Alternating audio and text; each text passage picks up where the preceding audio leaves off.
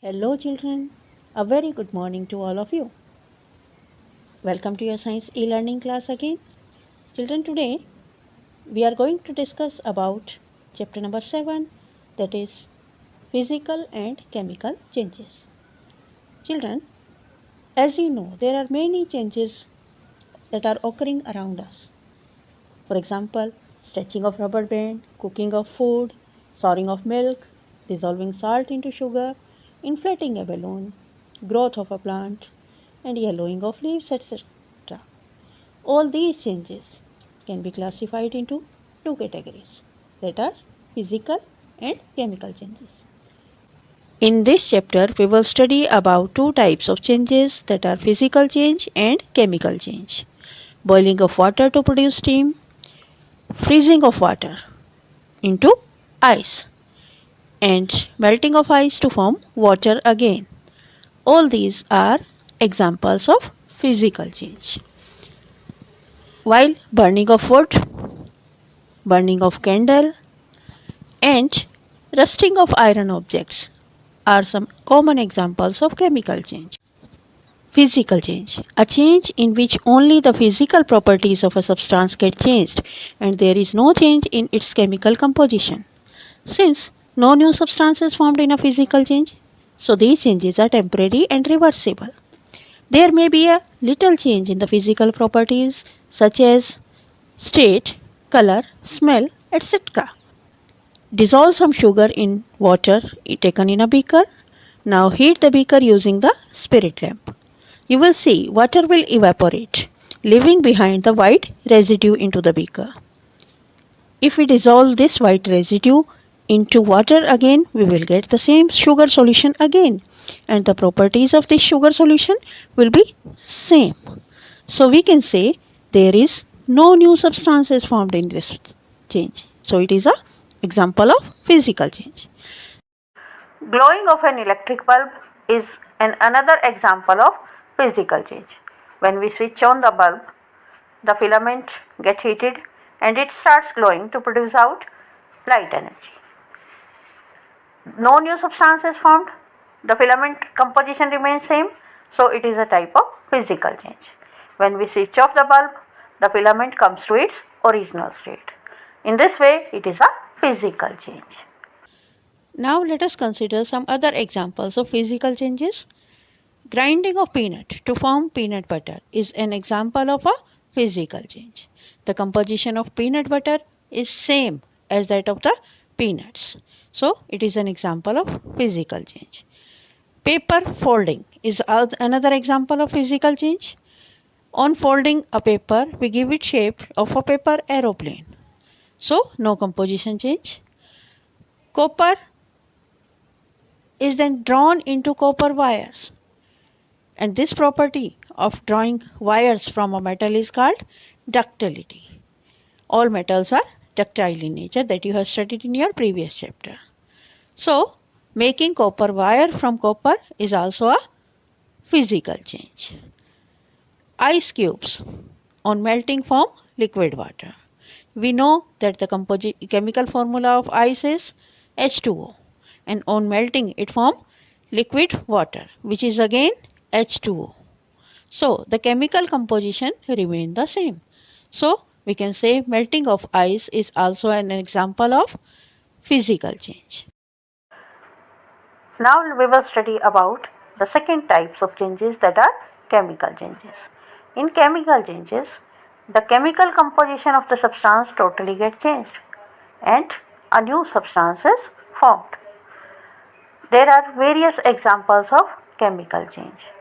For example, we can see chemical change in curdling of milk, burning of paper, charring of coal, charring of sugar, burning of wood, etc. Many biological processes like photosynthesis, respiration, clotting of blood, etc. are also chemical changes. Now let us study some examples of chemical changes. Making curd from milk is the first example. We take a milk sample and put some amount of curd into it and leave it for some time. We see that after some time the whole milk get converted into curd.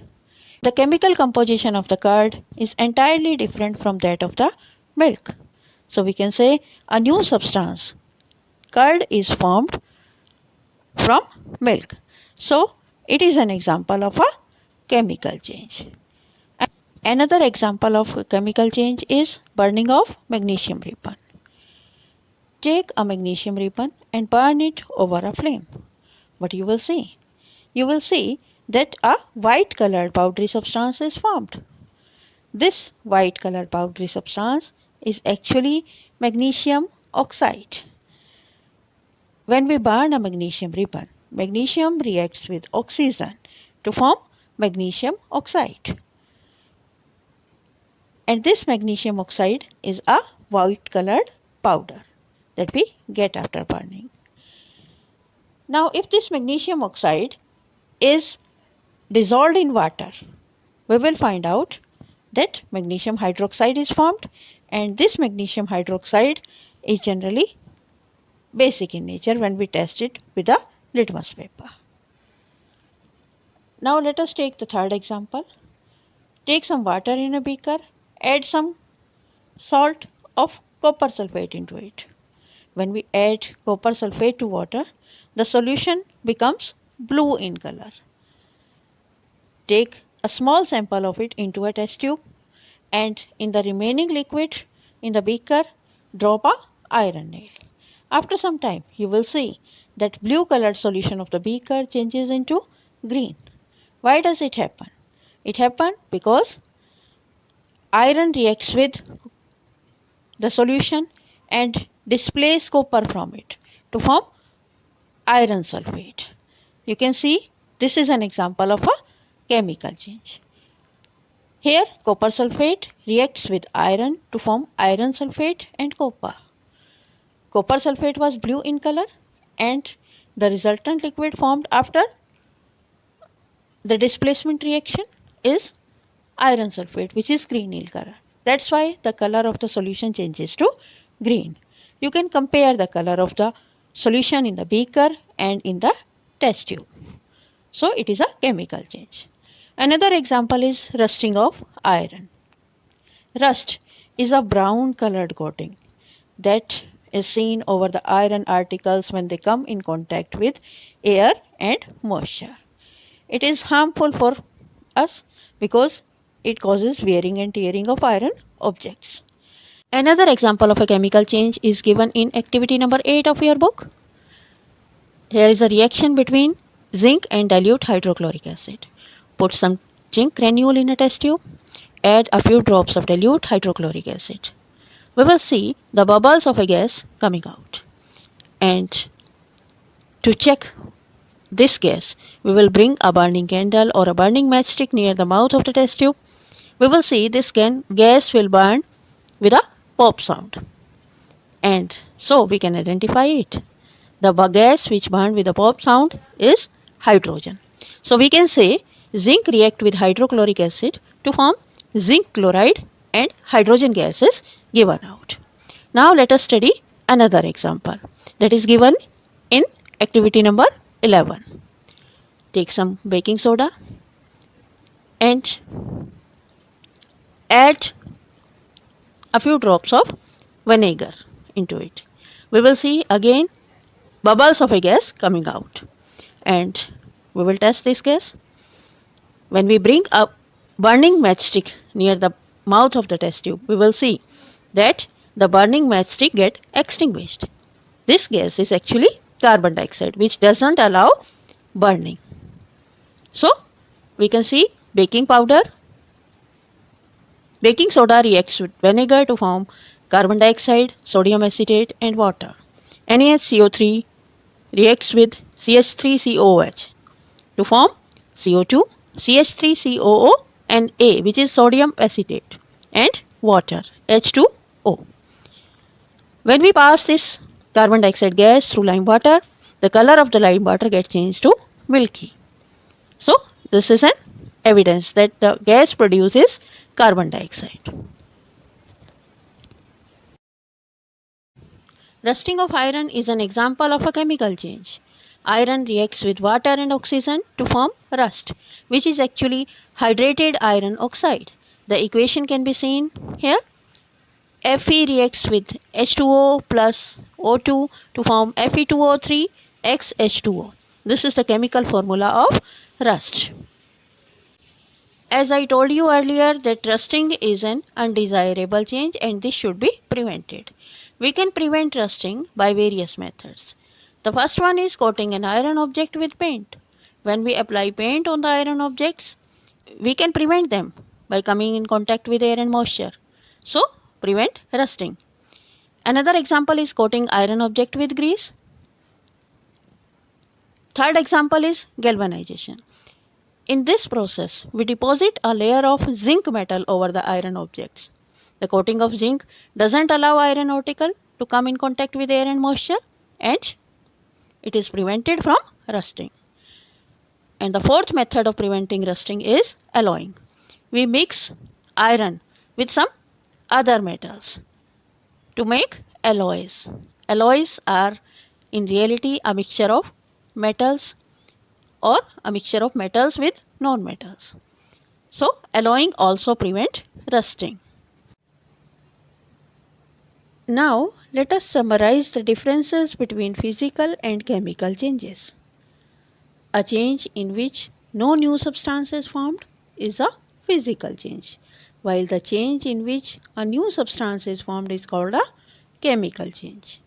In physical change, there is a change in the shape, size or state of a substance, while in chemical change, there is change in color, release or absorption of heat and light, evolution of a gas, production of a sound,